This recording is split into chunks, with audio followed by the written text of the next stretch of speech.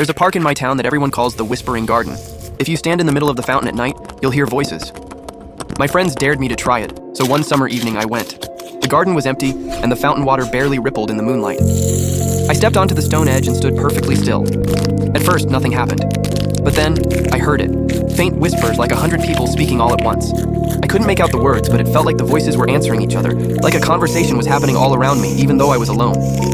I left after a few minutes, heart racing. When I told my grandma, she just smiled and said, "Some places remember every word ever spoken there." So maybe the garden isn't whispering, maybe it's just replaying the past. When I was little, I loved exploring my grandma's attic. It was packed with old boxes, dusty furniture, and strange things she never explained. One day, I found a wooden chest tucked behind a stack of blankets. It had a rusty lock, but when I pushed on it, the lid popped open.